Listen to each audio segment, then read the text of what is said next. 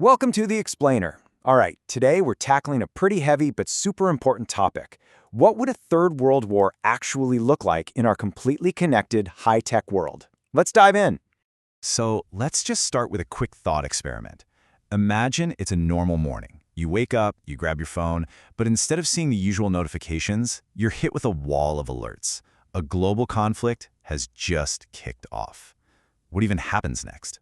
The first thing that would happen is just chaos, pure and simple. Social media would absolutely explode with rumors, real news, fake news, a total firestorm of information. And in the real world, panic. People would rush to the stores and shelves would be empty in hours. It's a scary but very plausible first day. Okay, so here's where things get really different from past wars. A modern world war isn't going to start with a big, loud bang. Nope. It's going to start silently, invisibly, with a series of digital strikes aimed right at the heart of a country's infrastructure. This first wave of cyber attacks is designed to bring society to a grinding halt. Think about it. Everything we completely rely on, your phone, your digital payments, even the power grid, would be targeted. The goal here is simple: create total chaos and paralyze a nation before a single physical shot is even fired. So after that first digital shockwave, the conflict would escalate, and fast.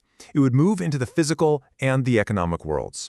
This is where the war jumps from cyberspace into our cities, and from our phone screens right into our wallets. So in this second stage, modern tech becomes the weapon.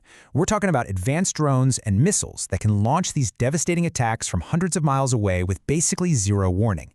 Imagine swarms of drones hitting a city, while at the same time, missiles are taking out critical things like airports, bridges, and oil refineries.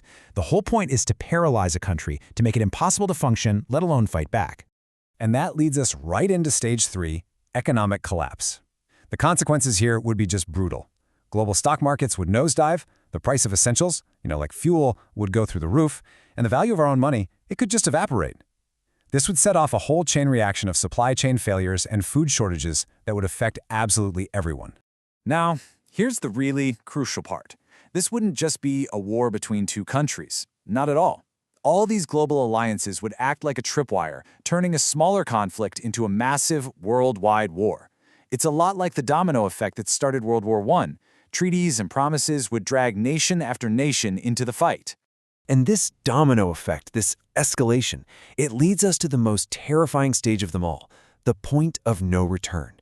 This is where the use of nuclear weapons becomes a horrifyingly real possibility.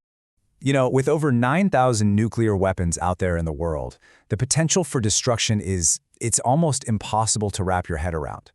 A single bomb doesn't just destroy a city. It unleashes this wave of radiation that creates a legacy of sickness and death for generations to come. But believe it or not, the initial blast, that's only the beginning. Scientists have warned for decades about a secondary disaster, something called a nuclear winter. All the smoke and dust kicked up from burning cities would literally blot out the sun, plunging the entire planet into a long, dark, artificial winter. And the long-term impact of that would be just devastating. Over months and then years, global temperatures would plummet. This would cause crops to fail everywhere, all at once. The result? A worldwide famine and mass starvation on a scale that humanity has just never seen before. In the middle of all this destruction, millions upon millions of people would be forced to flee their homes. This would create a humanitarian crisis of unimaginable proportions. And with refugee camps overflowing and borders around the world slamming shut, it's just a stark reminder that in any war, it's always the ordinary people who pay the highest price. So, what about a country that tries to stay out of it all? How would they be affected? Well, the source material gives us a really interesting look at this by focusing on the strategic position of India. See, even if India tried to stay neutral, it wouldn't be a magic shield. The economic and security shockwaves would be massive. The country would be dealing with soaring oil prices, trade routes being completely cut off, and a crippled economy, all while feeling immense pressure to build up its own defenses in a world that just got a whole lot more dangerous. So when you put all of this together, what does it tell us? Well, it reveals a fundamental truth. A third world war would completely change the definition of a battlefield. Let's take a look at the new face of war. This really lays it out clearly, right? The battlefields aren't just on land anymore. They've expanded into cyberspace and even outer space, where satellites become key targets. The weapons are no longer just guns and tanks. Now it's AI-powered drones. And the fight for hearts and minds? That's now fought with incredibly sophisticated information warfare. It's a whole new kind of conflict, driven by tech and psychology. In the end, this whole simulation leaves us with a timeless and pretty sobering truth. In a modern global war, there are no winners. The idea of victory is just an illusion. The only real certainty is destruction for everyone involved. And that leaves us with one final, chilling question. And it's not just a question for governments or generals. It's a question for every single one of us. In a world where the next war could be fought on our screens and in our cities, are we really ready?